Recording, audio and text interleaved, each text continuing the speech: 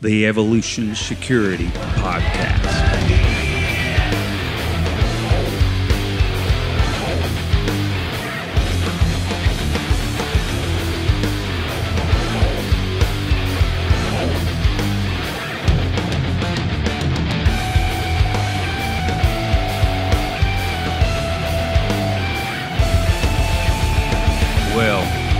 Everybody, thanks again for joining us on the Evolution Security Podcast.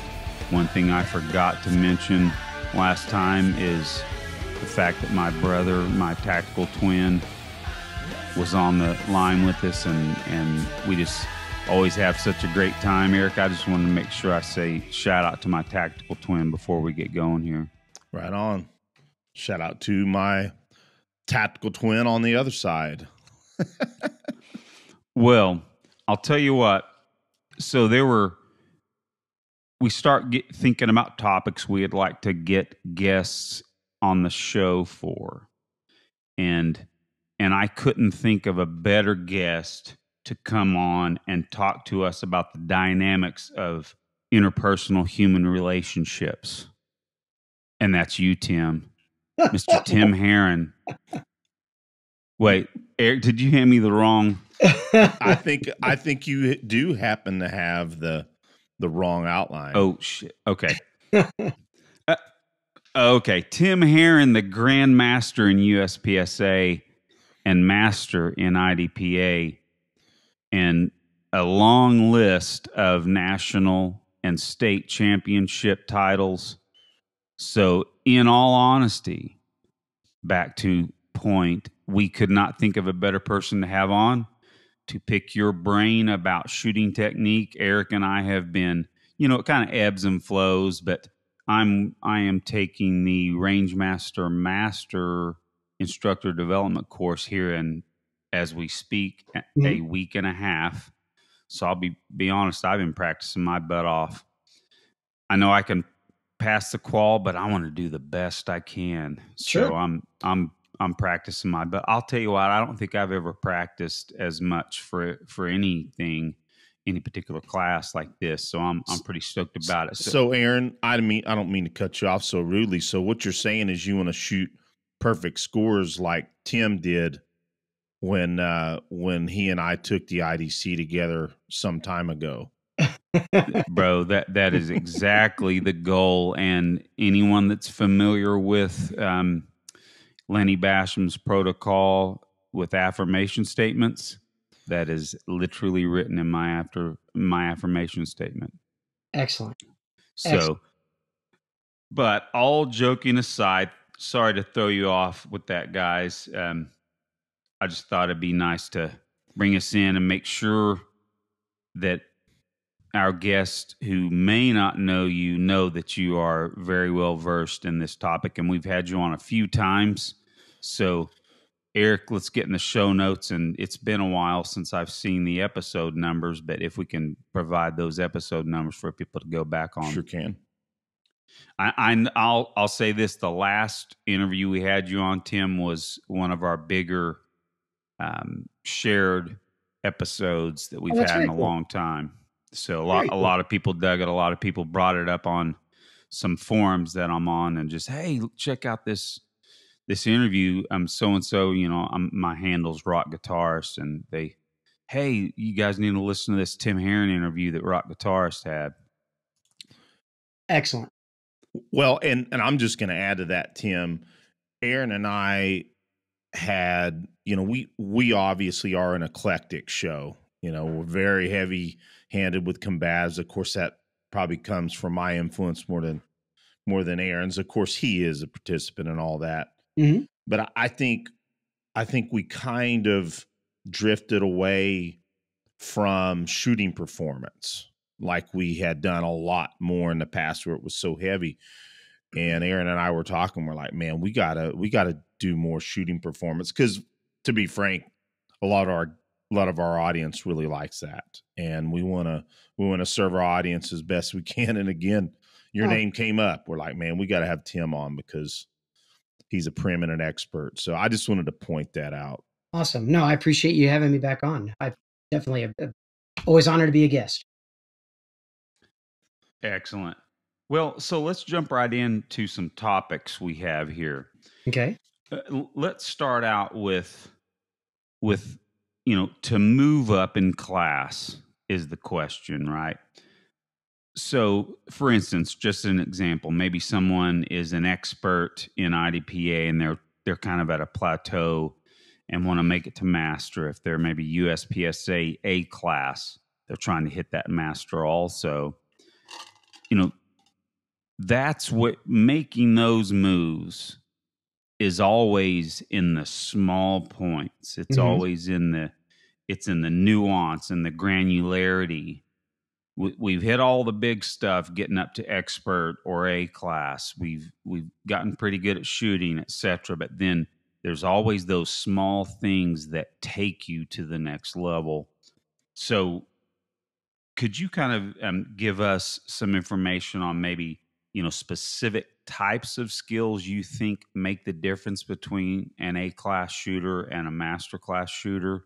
Yep. And maybe you ready to be blown away? Hey man, let's. There's I know what none. you're going to say. There's none. There's no difference between the skill set needed as a B class to the skill set needed to be an A class to the skill set needed to be an M or a GM.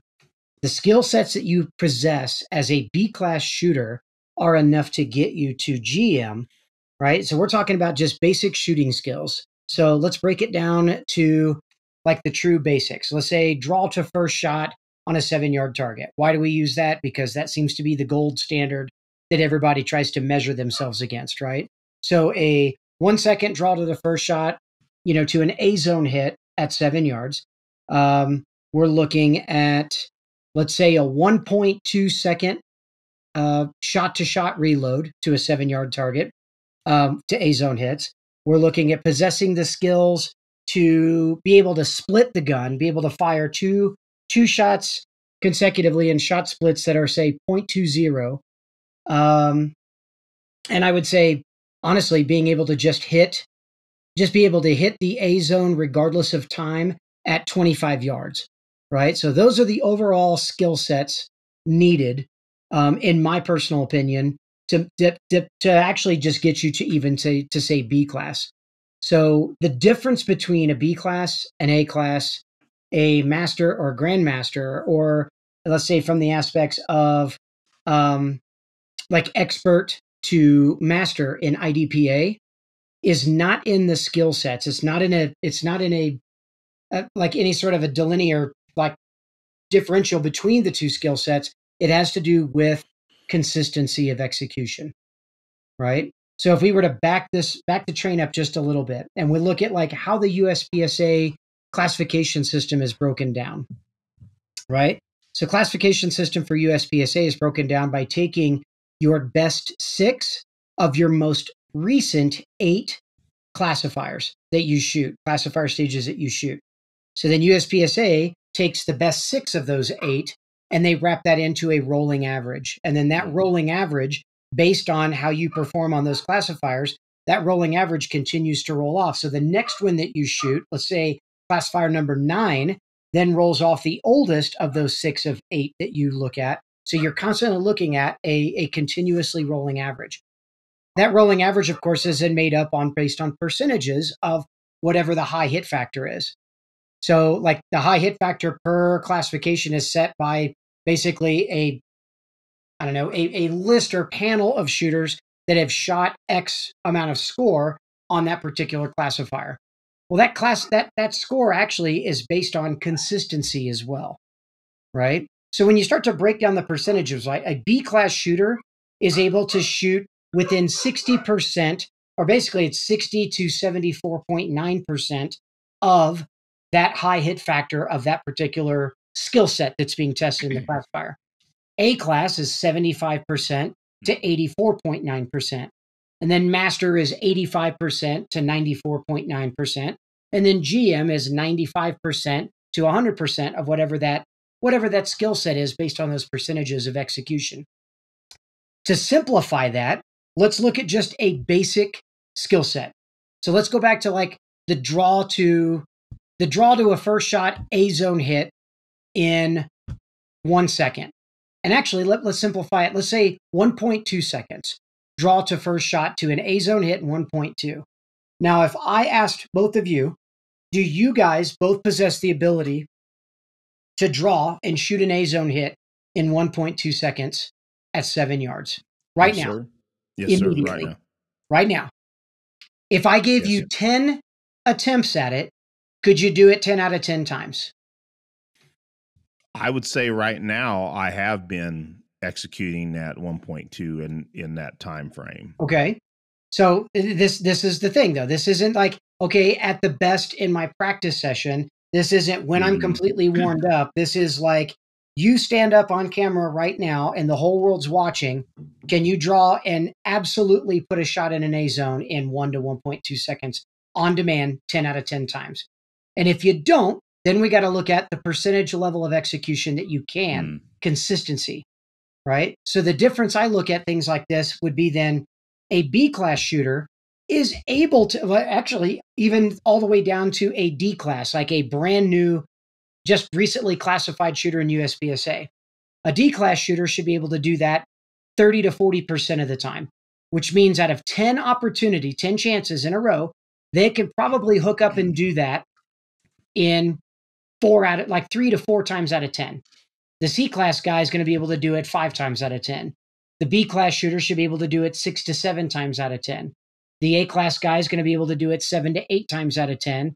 The M class shooter should be able to do that 8 to 9 times out of 10. And the Grandmaster level shooter should be able to do that particular skill set 10 out of 10 times. Well, then maybe I'm giving myself too much credit. Right. Well, it's not that you're giving yourself too much credit. That is merely one test, though, right? In the wheelhouse of skill sets being tested.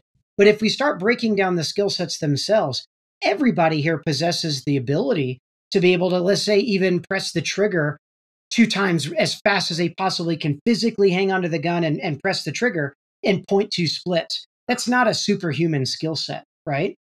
But can you possess the skill set to do 0.2 splits to an A zone hit at 10 yards on demand every time? And if it was on demand every single time, right, and you can do it 10 out of 10 times, well, then there is one skill set out of the multitude of little skill sets that we're testing that may be Grandmaster worthy. However, if you say, okay, I'm not doing that right I now, can do on demand. 20 splits or 18 splits, but I can do 18 splits and maybe I hook up 5 out of 10 times or 7 out of 10 times, then that gives us a better, like a better look really at kind of where we are as shooters. The difference between a class shooter and an M class shooter, or an M class shooter and a Grandmaster level shooter, is not that the GM has some special skill set that the M or the A class or even the B class shooter has. You know what they have? They have an inventory of consistency that the B class, A class, M class guy does not possess yet. Nice. Want to get better at shooting? Want to move up? You tired of being at that plateau? Stop chasing other skill sets. Start really pursuing perfection in the skill sets that you already have. Nice. You should be pursuing consistency, on-demand consistency. I do not own a skill set, and I tell this in every class to every student that I teach too. I do not own or possess that particular skill set until I can do it 5 out of 5 times, which then means I should be able to do it 10 out of 10 times on demand. If I can't do it 5 out of 5, it's not a skill that I own yet. It's one I'm still working on, but it's not one that I have truly mastered yet. Well, I'd like to say this, that I've not heard the classifier system or of USPSA explained quite articulately like that. And, you know, I'm not going to bag on IDPA because I usually shoot IDPA because it's what was available in the area when Eric and I were here, 25 years ago. And it's just kind of been the sport that I've stuck with. I really enjoy it. I'm competing at the expert level, kind of. It's kind of apropos that we're talking about this. I just haven't been super, super serious about it. I want to get back into it again soon after I get done with a couple of these classes. But point being, you can one day shoot master on a classifier during a match, Mm-hmm. and it's the only time you've done it in a month, but you're class up to master. So, and that's cool, and that's neat. But Right. but what the USPSA standards Right. It's on a rolling deal. are more Right. that's a better measure. I agree with Absolutely. I mean, And anybody could, and that's the thing, right? If let's say you're sharpshooter, is it sharpshooter marksman expert, or is it marksman sharpshooter expert? I think it's marksman, marksman sharpshooter expert, expert. right? Mm-hmm. So if you're a sharpshooter, and let's say you possess the skills one out of, like, say 3 out of 10 times to shoot a master class on the 5x5.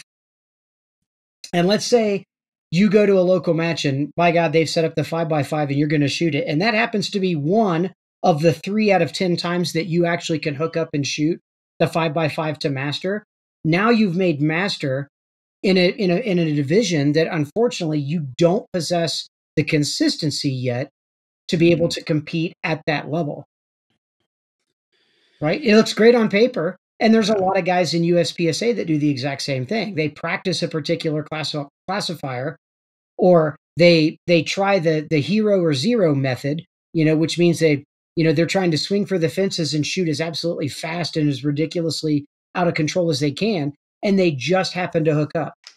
And if they do that, then that might be what gets them over the cusp of whatever, kind of wherever they seem plateaued at, and might push them into the next classification before they're actually able or capable of competing at that level of consistency.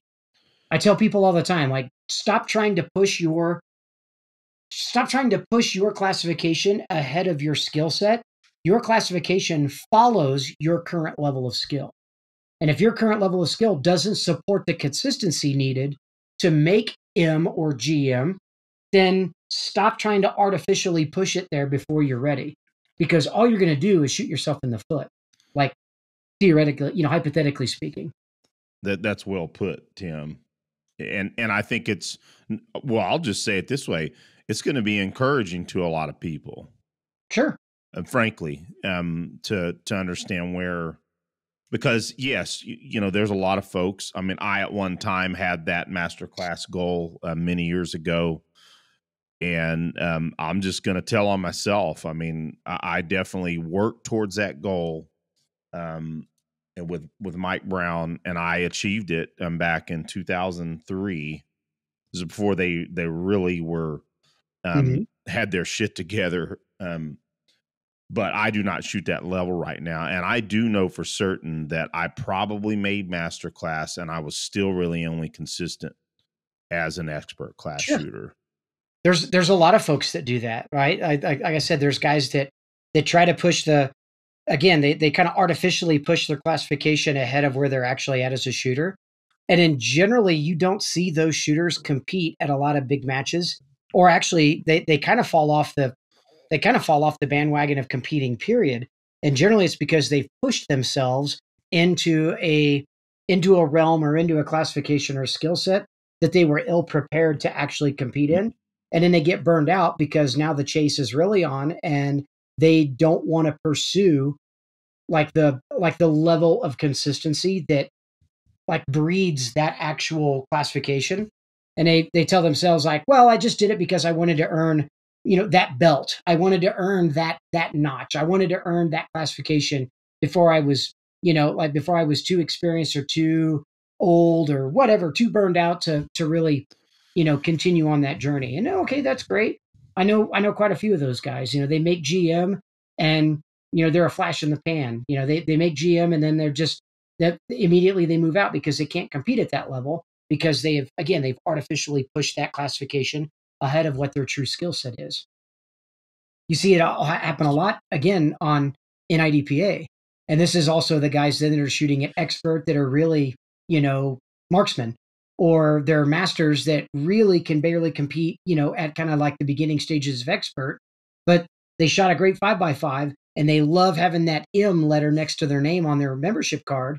But then they wonder why, they continuously get wrecked at major matches, and then you don't see those guys compete anymore.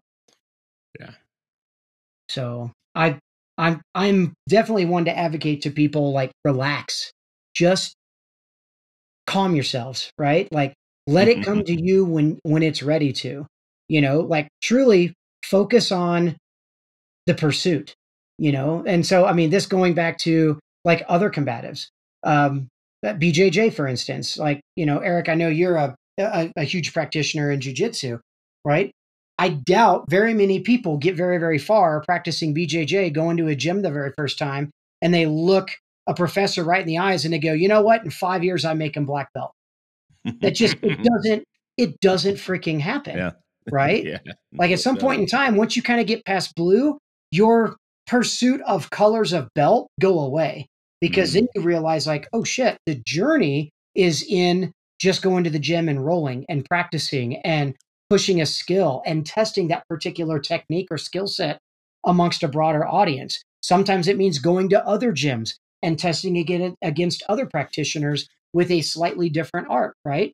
And then it becomes a whole lot less about, like, I never really hear many people talking about, like, oh man, can't wait to get my purple belt, or oh man, I'm 2 months away from getting my brown belt, or oh man, I'm getting ready to test for black belt. That shit just happens when it happens. Yeah. And why don't we apply that same approach to shooting is beyond me. Well, Tim, I that was a brilliant way of putting it, and I think again, our audience members, because of many of us are practitioners in jiu-jitsu and Sure. the other combative arts.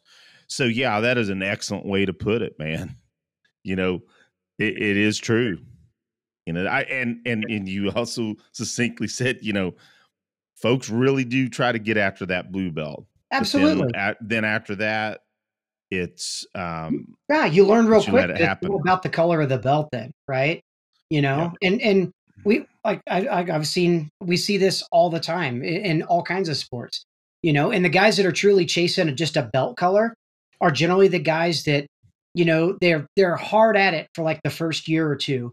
And then, because they're not progressing to the level that they think they need to progress, they either go to, some other gym, or they drop out of the sport completely.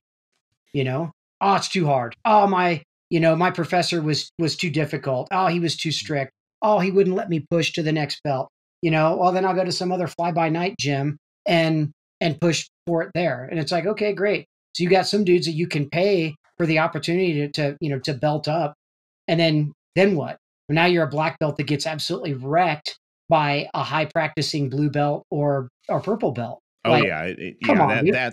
That doesn't happen as often as No. with other systems, but you hit it on the head, buddy. Right. That is becoming a little more prevalent in Well, you jiu-jitsu. see it all the time in other martial arts too, right? Guys are like, oh man, I want to be a black belt in jiu-jitsu and I want to do it in 5 years. Right? I've had other guys that I know that have been practitioners for 10, 15, 20 years that are like, oh great, you want to make black belt in like a certain time frame? Go take taekwondo. You can be a black belt in 18 months. It's like, what? Yeah, like if you're truly, and before you're, and sorry to anyone out there, but and by the time you're 13. Exactly. I went to like junior high with a couple of those kids, like, oh my God, he's a 2nd degree black belt in taekwondo. Dude, that kid would absolutely get demolished in a locker room fight. Yep. Yeah. I keep telling on myself during all this. That was my first black belt was in taekwondo. But I quickly discovered otherwise. Sure. And that's when I moved over to Jeet Kune Do concepts and Muay Thai and then my original introduction to jiu-jitsu back. And truly, there's nothing wrong with any, like, in my true experience, like, there's nothing wrong with any martial art. I mean, there's some that seem a little more hokey than others, but I mean, you learn regimen, you learn to, you learn some discipline and how to practice and the art of practice and the journey, right? And to respect your fellow and things like that, which is great. But we don't apply, like, even though shooting is a martial art, just like any other martial art, but we don't apply the same concepts. We don't apply the same discipline to shooting like we do in other forms of martial arts. That I think that because that's what's missing, that a lot of people get this, again, they get this artificial ballooning of skill sets. You know, they want to be able to pick up a gun in 6 months, be like, I have arrived, I have achieved. And it's like, man, like slow down and like stop to smell the roses once in a while. Yeah, I think a lot of people need to hear that. I mean, all you have to do is look at the Instagram heroes and all the stuff like that. And the firearms community, unfortunately, I wish it wasn't this way, but it just seems to be the realm of the arts that the ego is so tied to it that it's. I just wish it wasn't that way. Oh, you and me both. So, and Will said, you know, I've reflected a lot on, Aaron and I spoke about this a lot recently. I, for one, and we talked about a couple episodes ago, I've been on the road a lot with my day job, and my live fire was next to non-existent for close to 6 months. And it was non-existent for 3. And man, I mean, the biggest thing that suffered for me and disappointed me the most was my on-demand accuracy at distance, you know, that I had really felt I locked that in. And that made me reflect on, okay, what is really important to me in my shooting right now? And it really is, in all honesty, you just so well said it, is gaining my consistency to a much higher level than I honestly ever have. So that's what it really is. And so I've done a lot of the research and a lot of the homework, especially when it comes to like the USPSA classification or the skill sets required, like to even make a GM, right? And here's the actual truth of it. Everybody thinks to make GM, you've got to have like these superhuman skill sets, and you don't. So if you want to get a pen and paper and write these down, I'll be willing to share this with you. Right? Got it right here, buddy. Average split times to be a GM, 0.20 to 0.22. If you possess the ability on demand at 10 yards or at 7 to 10 yards, being able to shoot 0.20 to 0.22 splits, then that's a GM level. That's a GM ability level of skill. Draw to first shot. Everybody really starts to hone in on, I must have a sub 1 second draw to first shot. I think is complete and utter BS. You can actually have a draw to first shot on a 7-yard target to an A zone of 1.25, and that is plenty fast enough to make GM on any classifier. Shot to shot reload, we're talking 1.4 seconds. You could even get away with a 1.5 second reload. So these crazy skill sets, right, of sub 1 second draws and 1 second reloads and 0.15 splits, it's all bogus, guys. It's absolutely bogus.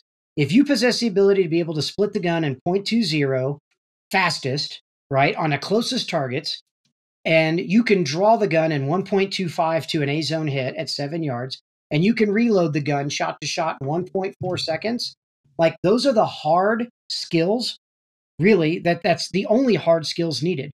Everything beyond that, right, are kind of like our floating variables. Transitions, transitions on a target from, let's say it's 7 yards and those targets are separated by, a yard apart between them. You need to have transitions that pretty well match your splits. Let's say within reason, I'd say 0.30, 0.30 to 0.35 transitions on a close target. On a far target, very, very wide transitions, 0.50 to 0.60. You need to not be over confirming. Can you repeat that one more time? I can rewind the video, but what was the far targets? Like targets that are shoulder to shoulder. If you possess transitions that are in the 0.25 to 0.30 realm, and that's A zone to A zone. And then on wide targets, like anything farther than, like, say, 7 to 10 yards wide between the targets, being able to like effectively move the gun from one target to the next in 0.50 to 0.65, you're solid. Now, again, those are to A zone hits. That's not just throwing the gun up a brown and just whacking the trigger. Like, that is a legit aim the gun. So how do you do that?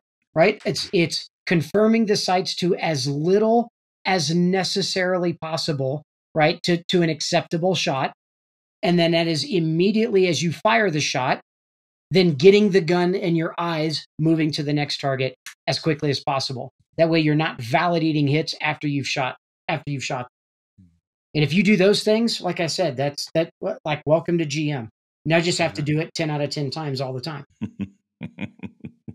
I mean, we got to key in on this because I love the way you answered the first question, and what it comes down to is consistency, and that's what we're hearing here too. You give these metrics, and a lot of people, right, could hit those sometimes. Absolutely. Right? But yeah, so the GM, you got to do that 10 out of 10 times. Exactly right. Yeah, I like it. And yeah, I love hearing it put that way because, I mean, it might be trite to say, oh, just, being an amazing shooter is the fundamentals done extremely well. That may be true, but at the same time, that's not as concrete as what we're spelling out here. Right. You still have to have a ceiling of some kind. You got to understand where that threshold's at. But the threshold isn't as high as everybody makes it out to be. Right? Like every single one of those things that you guys wrote down are attainable at a basic human level. Now, how attainable consistently they are is where the practice comes into. And then maybe pushing some of those skill sets to a little bit faster so that you have an inventory of that skill set available to do on demand. Great. But don't think for a minute you have to possess skill sets that are above and beyond what I just laid out there for you. Okay, if I just do that one and done, or okay, I have to be faster than all of those thresholds. No, you just have to be consistent to all of those metrics, and you're going to be solid. Well, I did want to say this real quick. I was watching a clip of you the other day, and I was watching you reload, and I was thinking, okay, you're reloading faster than the reactionary gap that we have when we're listening to the beep go off on the timer. I was like, man, that doesn't seem fair, but actually it is, because you've practiced those reloads a million times. Sure. it's just stupid fast, man. Well, and the thing, like practicing those kind of reloads, I mean, in fact, just yesterday, I kind of set an all-time personal record for myself at like 0.73, shot to shot reloads. Is that something that I possess the ability to be able to do in a match? No. And it's not something I've even been looking to pursue doing in a match setting, because that level of skill is not necessary. However, being able to do a 0.73, like at my absolute threshold of human performance, makes a 0.9 to a 1.1 reload on demand seem like slow motion to me. It just becomes like, oh, so a reload on a 25-yard piece of steel, bing, reload, bing, and being able to do that load and regain a sight picture and fire the next shot in like 1.21, well, that becomes super easy now. It's because I'm pushing this skill set just in dry fire and then confirming with just a little bit of live fire, just to see what's out there. So I'd say give myself another week if I continue to pursue that particular, like skill set. I think mid 0.6s would be in the cards for me in 3 or 4 more days. Now, it's how much more time do I want to invest in something for very little, like actual match return? It's yet to be seen. Nice, Tim. But it's kind of fun. Yeah. It is fun to go that fast and kind of prove to yourself and others that you can. Well, Tim, Aaron, I apologize if I can ask one quick question based on our metrics that we just spoke about. For clarity for our audience, a bulk of that, developing those matrix skills, is still dry, right? 100%. Yep.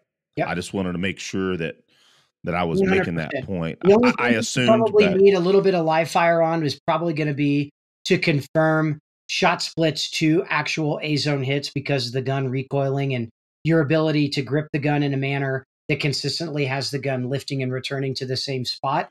But I mean, everything else hard skill wise, that's all done in dry fire. All done in nice, dry fire. nice. Back to you, Aaron. Oh, I was just saying when you're saying, hey, is that skill level needed? And then you said maybe not, but you're creating that margin of skill level Correct. to draw from. But then you also still said, hey, but it's fun. Sure. It's fun.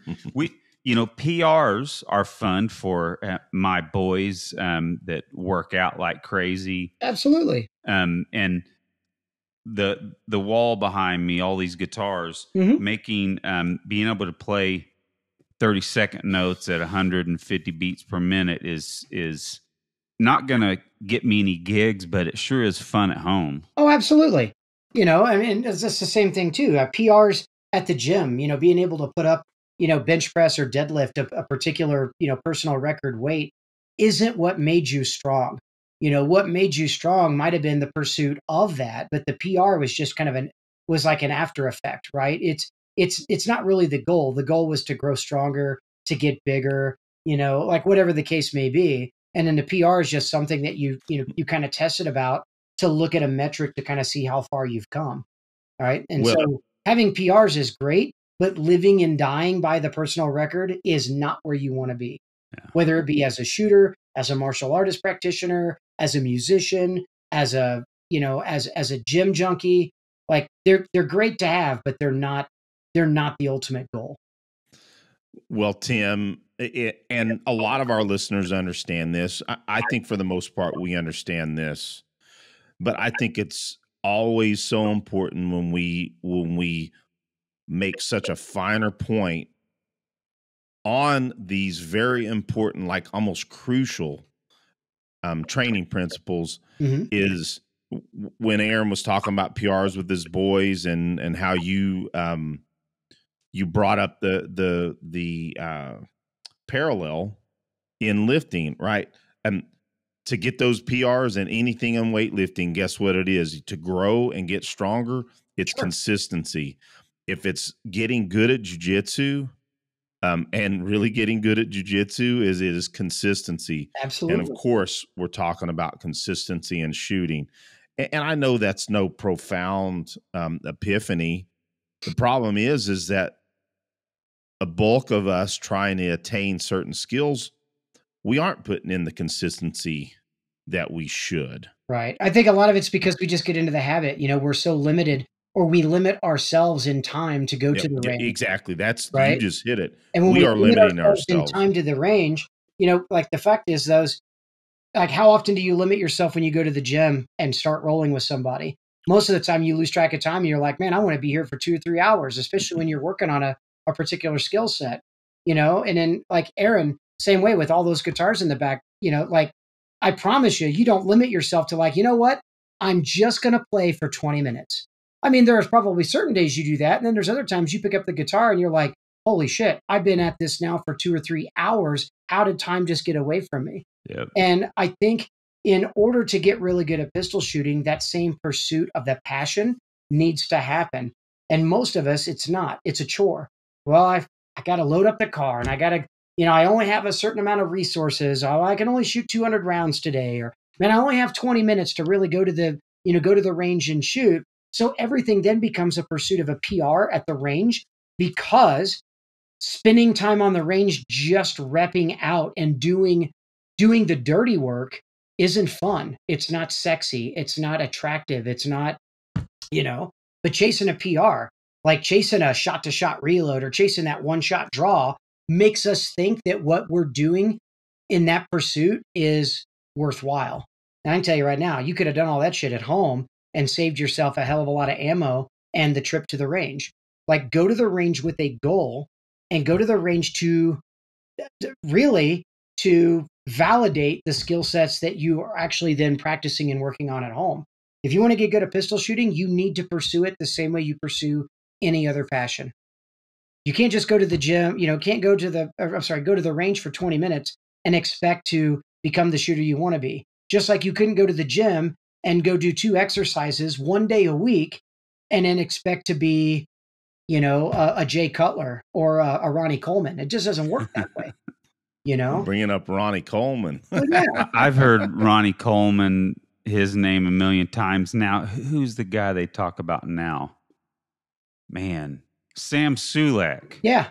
The dude literally just films himself driving his Camry around and talking about nothing. And he gets like 12 million views. Sure. It's freaking crazy. But, at the same time, I can promise you guys like the Gracie's family didn't just get good at jujitsu by going out, in their backyard or whatever and rolling with each other once a week for 20 minutes. It becomes a passion. It becomes a lifelong pursuit of something. And shooting is no different. You want to get good at shooting? You've got to be willing to put in the work, actual work. Sometimes that means it's ugly. Sometimes it means you miss a lot. Sometimes that grind, excuse my language, but fucking sucks. It does. But then, when you get past a little hurdle or you make that next breakthrough in something, just like with any other pursuit, like how long have you worked on something, Aaron, like trying to learn a particular riff or a solo that you've crashed and burned a million times on, but that 1,000,001, you did it again and you were like, oh yeah, I got it now. And then it might take you 10 more times going through it before you finally get it, right? Or mastering a particular move or technique in jiu-jitsu. And that, trying to master that and rolling with somebody better than you, and they turn that around on you and they tie you up like a freaking pretzel, over and over and over again before you finally master that particular technique and stop letting it get used on you. It's the same thing in every other pursuit. I think most of my fellow jiu-jitsu practitioners, both across from me and in our audience, can certainly talk about how many times you feel like, man, I freaking suck tonight. Oh, dude. I left before I came on the show today. That's what I was out doing. I was out in the backyard at the range, and I shot 250 rounds today. And it wasn't easy. I shot everything at 25 to 35 yards.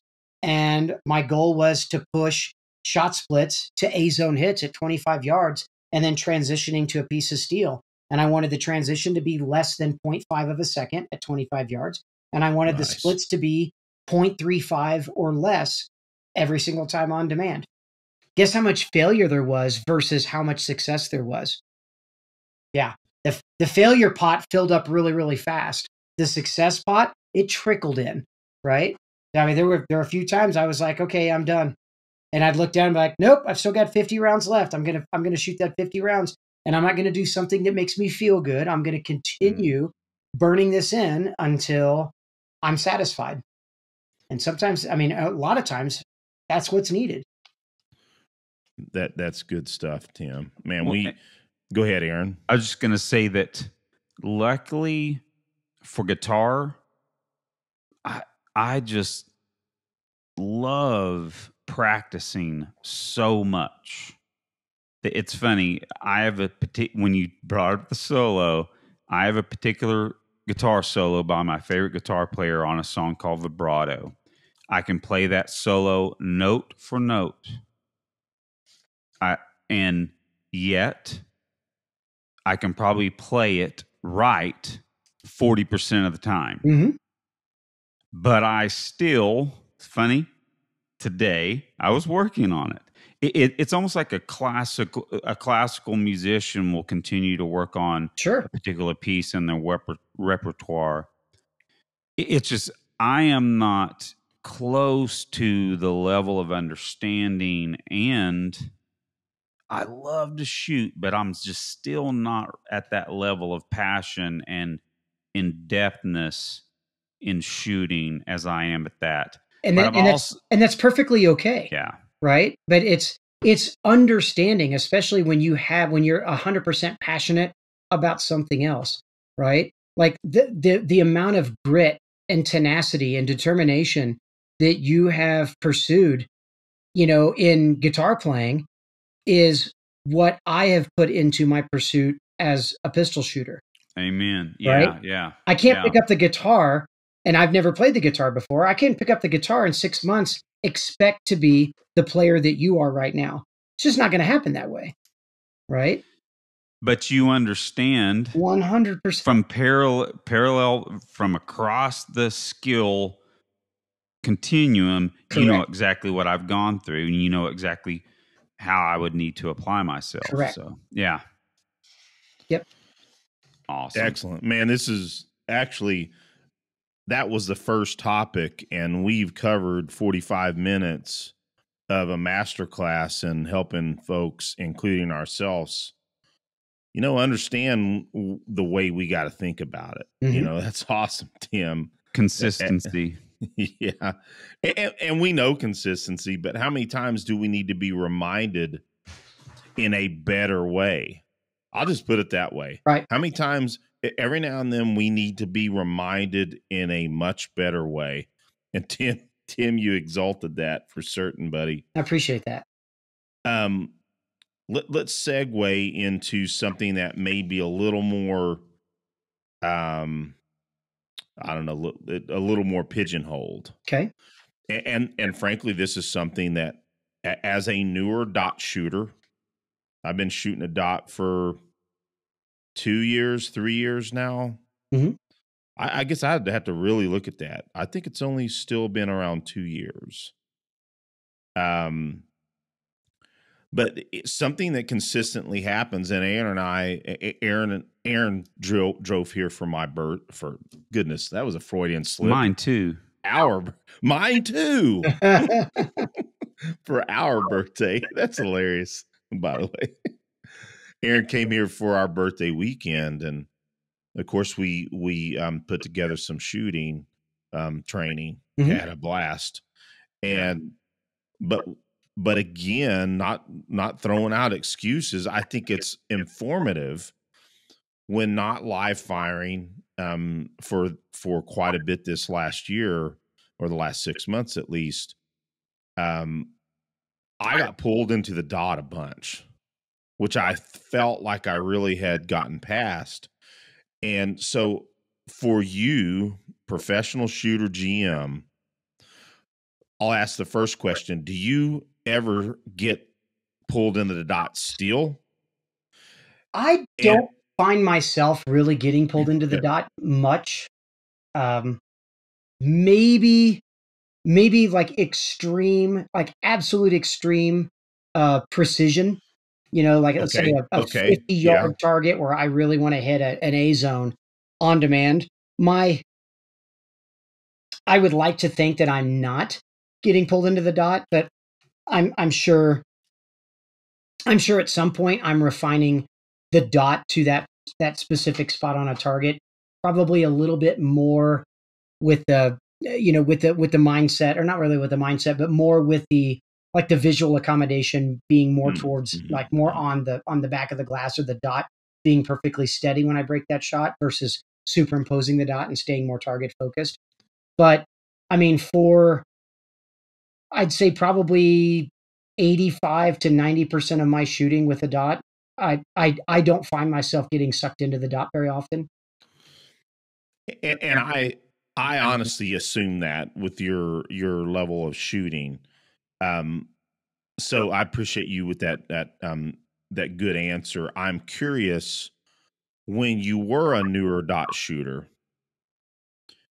what were the most important methods for you to help make sure that you were not getting drawn? I mean, I'm assuming occluded dot. No, what did you work? I didn't really run the dot occlusion. I mean, can it be a tool? Sure. But as far as like, I must live and die by, sticking tape over the front of my optic to reduce the amount of information that my dominant eye sees, so that I can focus my attention on looking beyond that.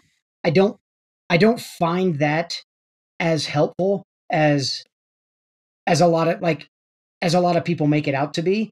I do find it, like, definitively speaking, I think it can be a great training tool. when used in very small doses, right?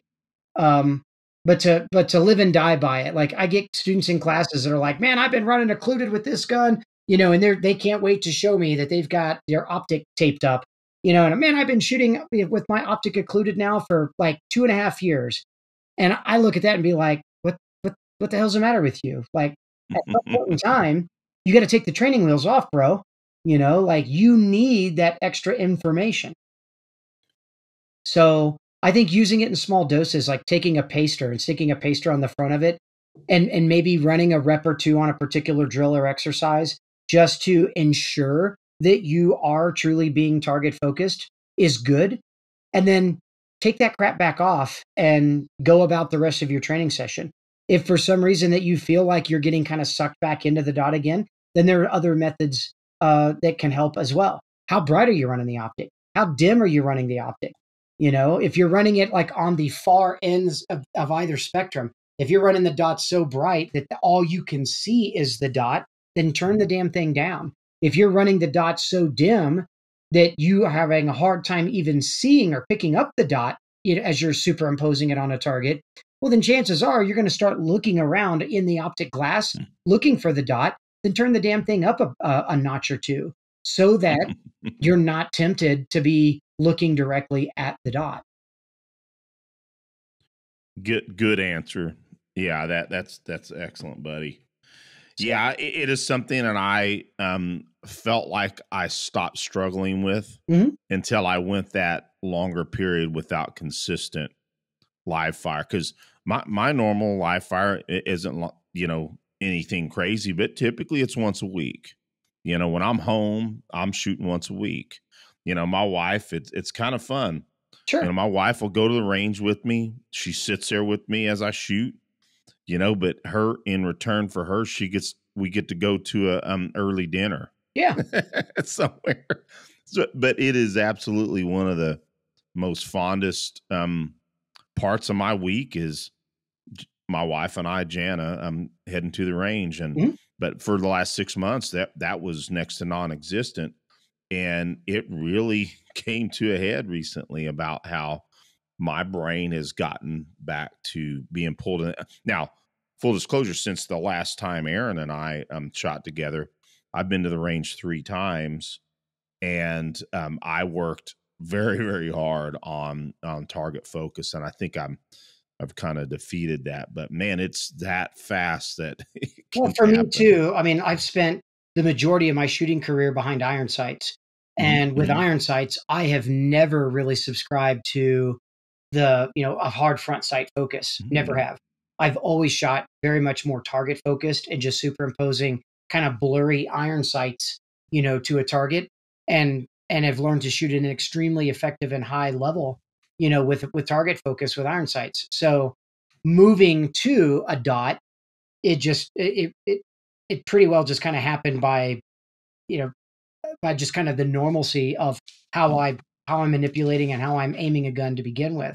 Just looking through an optic and superimposing the dot to the place I'm looking at on a target.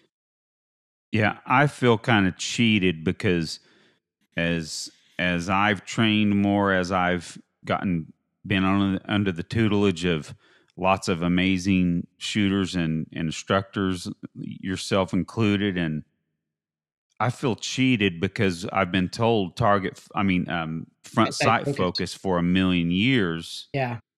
And you get to almost any high level shooter that you talk to. Right. And it's almost like they're saying, that's BS. We've been shooting target focus the whole time. Sure. Now, I know that maybe someone's going to take issue with that when they're talking bullseye shooting. Maybe not. I don't know, but I could see someone take issue with that. But at the same time, the good thing is I can't see the front sight very well with irons anymore because of my bionic vision I have now. So it's been fun for me to shoot irons every now and then. Sometimes I can shoot irons, Eric. I haven't even brought this up. Sometimes I can shoot irons better than a dot right now. Well, Aaron, I didn't speak with you about my last range trip And it's funny, we can talk about it on the air right now. Is I try to shoot my 43, which is actually, I'll just pull it off right now, which is typically my house gun, Is right? that are you carrying that Israeli style? No, negative. Israeli Sorry, style. sorry. Are we talking about Hamas Israeli or No oh, round in the chamber. oh no, I got you. Now I get it. Sorry. Lots of jokes to go around right there. I'm sorry, guys. But yeah, But you were shooting your 43, which only has irons. yeah, so I used to do that quite a bit this last year, but now I'm committing myself every range session to run some drills. And frankly, I was running half of the range master, one of the range master, just okay, throw it down on paper. And I actually had a blast shooting this little gun, Mhm. and I was quite surprised with my performance. But guess what? I was still more target focused until I got to 25, and then I was having to focus more on my front sight. But that was it's just kind of kids math that we're on that subject. Mhm. Shooting this little gun with irons is, I mean, at 15, I was target focused, and it occurred to me in that very point. It's like, yeah, it's kind of interesting seeing when you really when you really gather what in the heck you're doing yourself, when you get to analyze it, when many years ago maybe you just didn't have the bandwidth to understand it. And I'm not saying, I mean, I definitely at points in times in the past I was a better shooter than probably I am right now. Now I will tell you, groups on demand, 25-yard bull stuff, I'm way better at than when I was younger. But other skills I was better at. Yeah. So yeah, Aaron, what you got, man? Well, Tim, we've taken up close to an hour of your time. We really appreciate it. So let's actually save what really is the best for last here. Okay. And it can be trite, but it really is the major difference between high performance and lower performance from the same individual, right? We're talking about one level of performance and then the much higher level of performance for a single person, and that's all within their mental game. Let's just use that that phrase. Mm-hmm. But it's really probably just self-image matching your skill set rather than your self-image being below your skill set, just as an example. Sure. But just having confidence in that self-image, and then also going deeper into how you control your mind when you're about to have to perform on demand. But can you give us some insight into your mental game, your preparation, how you handle yourself mentally at a match, etc.?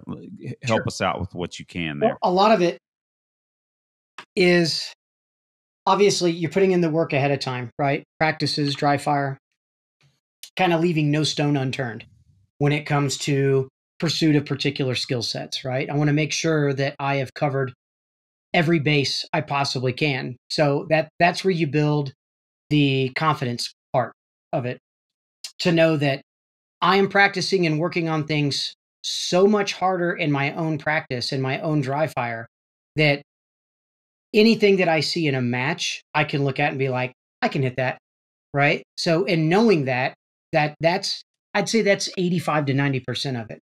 The part I think that's missing for many people, and this was taught to me years ago, because we always talk about like learning how to reduce stress, right? Learning how to deal with pressure by trying to reduce pressure as much as we can, or so we hear, like kind of inoculating ourselves to it, like being able to, kind of reduce the pressure by just continuously putting ourselves in somewhat of pressure sensitive kind of mindset and learning how to stay calm.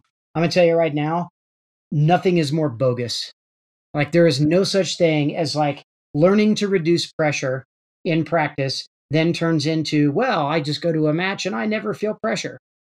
So a very, very high ranking individual shooter, and I've asked a multitude of other, high performing shooters, like even beyond my level, like guys that have won multiple national or world titles, like world championship shooters, and asked them like, what's the difference? And the biggest takeaway I got from them was, Tim, you're not practicing right if you're practicing all the time in a feel good state, there's no pressure, there's no, there's no pressure to perform, there's no mental anxiety or no hard push on anything. Like you're doing yourself a disservice because then you don't know what to do with that level of pressure when you're actually when you're given that level of pressure. Right? Like it doesn't come from trying to reduce pressure. You need to learn to, you need to learn to execute within that. Like it takes exposure to pressure. So, guys like Lanny Basham and, mental management and things like that, we'll talk a lot about like, having a good self-confidence level, or being able to speak to yourself in a way where you know how to handle pressure. But the only way to truly know how you're going to handle pressure is to continuously expose yourself to pressure and learn that pressure is normal and that anxiety is something that needs to be learned to be controlled within and not reduced. So that has been the biggest one. So like in my own practice habits, I make things hurt for a reason in practice. A lot of it is like I put the pressure on myself to, I need to do it the first time, like not saying one and done, but I need to be able, like my cold performance is also sometimes my most important performance in practice. Because that's what you're doing on a stage, right? Absolutely. You're doing that stage cold, right? Right. So I give a lot less merit to like whatever my hard skills are towards the end of a practice session, or how good I'm feeling after 20 reps of something, and now that I've shaken out the nerves, I can really perform, because guess what, you don't get to do that in a match.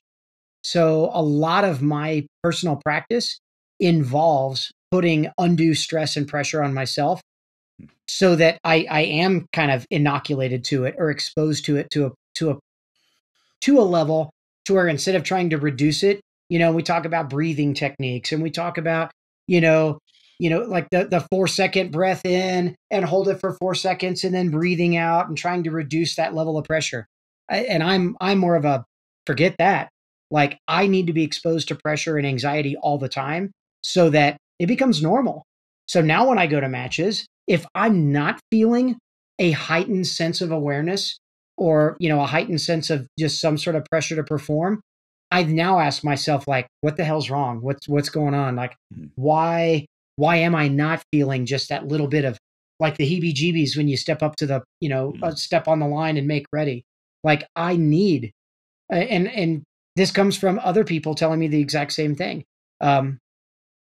In fact, I had a long conversation years ago with Ben Steger. And this was after a really tough year I had, where I failed miserably at nationals that year. And Ben was like, we should talk about it on my podcast. And I was like, I don't want to relive that shit ever again. And Ben's like, no, there's some definite things we need to talk about. And the big thing he talked about was, he asked me, was like, what do you do in your own practice? Like, just practice. Like, are you always trying to like kind of reduce pressure and just have a good time with it? And you're doing things that you feel good about? I'm like, yeah. And he's like, well, then you're practicing wrong. I'm like, oh, I'm practicing wrong. Like, God, how dare you? And he's like, no, seriously. Like, you're not ever going to know how to perform within the level of pressure needed to win a national level match if you're not exposing yourself to that level of pressure all the time. He said, you need to change your habits in practice and make things hurt. Like, you got to punish yourself in some way. You've got to put the pressure on yourself to perform every single time. And he was right. I mean, he was 100% right. So going to major matches thereafter, like I feel like now I thrive a lot within that level of pressure. I need that, because like I said, if it's missing, there's something wrong. I'm either too relaxed, I'm not taking, I'm not being for serious enough about the particular match or whatever the case may be. And if that's the case, why am I there? You know? Well, Tim, can I ask you something? Because you Sure. made me think about my own personal training, and maybe this isn't as necessary at your level, but maybe it is at mine. Is do I need to strive to, get peers to the range with me to be able to? Because let's face it, when we're shooting with peers, we add additional pressure, right? That can help. Or you've got to I don't find know ways, how important that is. Go you've got ahead. to find ways to put pressure on yourself, right? For me, it was like, stop being so forgiving of myself when I shoot Yep. like Oh a yeah. delta, or when I shoot a no shoot, or I shoot a mic. Like, you got to stop doing the like, oh, well, that never happened. Like, oh, do over. I'm calling for a mulligan. I'm going to do it again. Right. Like it. And a lot of it too is like, if you botch a draw and you get a terrible grip out of the gun, like out of the holster with the gun, and a lot of times you go, oh, that didn't count. And you'll put the gun right by the holster and you'll start that rep over again. It depends on what I'm working on. Like in practice, in live fire practice, there's no do-overs on that. So I'm going to adopt, like, I need to either fix it or work within it and figure out like what, and then after the fact, learn what caused that particular incident. Like, is this something I need to really focus on again in dry fire? Like, so that I can myelinate a better pathway so that I don't make that same mistake again. But at the same time, like, making things hurt a lot of times. And when I mean hurt, I don't mean physically hurt. Although it can be, it could be like, oh man, for every single time that I miss the target or I miss my intended point of aim, I got to do 25 push-ups. Or I do a thing. This is something I learned from a couple of instructors back in the old Federal Air Marshal program called Mag Jail. You take a magazine. If you've ever trained with Mike Seeklander's a big proponent of Mag Jail. Where it's like, if you miss or screw up the particular drill, or you shoot a delta on a target, or you shoot a down 3, or you shoot a no shoot, then you take one of your fresh magazines off your belt that you haven't shot with, and that gets set on a barrel. And that's 20 rounds of less ammunition that you get to shoot that practice session. Oh wow. Like, if you can't straighten your shit out, then you got to figure out a way to do that. Right. So a lot of it for me also is I run everything in averages now. So I don't just take a one and done, like, okay, there was my PR. Nice. I start looking at averages, high and low. So I like that, buddy. I include my crappy runs just as much as I include my good runs on things. That way, like, I have to be as accountable for the bad stuff as I do the good stuff. You don't just get to pick and choose the good stuff that you did in practice and go, okay, none of the bad happened because it's practice. No, it counts just as much as the good stuff does. And you got to make it count. Excellent. I like that a lot. So, but for mental management, I found that that's helped me immensely. Like, putting that level of pressure and anxiety on myself in practice then becomes like that. Like, I'm so used to that level of pressure now when I go to major matches, it's almost a non-issue. Self-reflection, obviously having a mission statement for yourself, I think, is definitely good. And in learning too that, like, in practice, your conscious self is doing a lot of the control work to teach your subconscious self to just perform. And then on game day, conscious self stays the hell out of it and allows subconscious self to just perform. Right? You cannot be your biggest advocate, your biggest coach, your biggest critic in real time at the match or in a stage or in a particular drill. You have to trust that your subconscious level is going to do what it's going to do. And then afterwards, when you're done, then you allow your conscious self to say, okay, now what was going on? What did I notice that subconscious self was or wasn't doing? And what conscious effort do I need to change and tweak so that subconscious can then take over again and I get the hell out of my own way? Nice. Great book to learn how to really do that is a book written by a gentleman by the name of Timothy Galway. called The Inner Game of Tennis, and it was Hmm. written in 1976. We're always interested in performance books. So Timothy Galway. Timothy Galway, Gallwey, Timothy Galway, called The Inner Game of Tennis. I find that particular book to be a better mental management read than, and I know this might be blasphemous, but I find it a better book for me personally than the mental management series or With Winning in Mind. So full disclosure, as you know, we're a big mental management proponent because of past usage.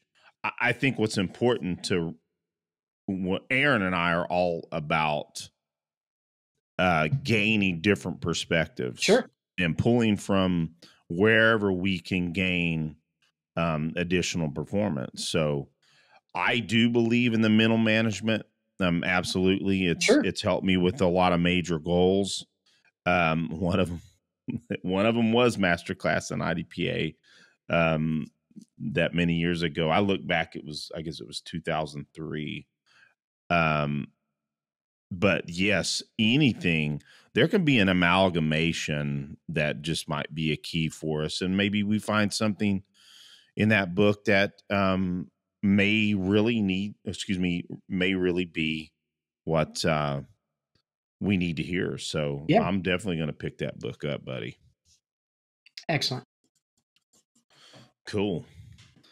Well, Aaron, what you think, man? I mean, this is a little bit short of what we've been doing lately, but man, I think we've covered so much excellent information, man. I think we might just close this out. What do you think? Yeah, it's been a good show, and I think we've been efficient, and we've cut to the chase on a lot of important aspects, and I like how Tim didn't answer that first question probably the way me or other listeners may have expected. But it was an excellent way to take the show and to cover that topic. So I really enjoyed that, Tim. Awesome. Aaron, I'm sorry, buddy. I keep cutting you You're off fine. this evening.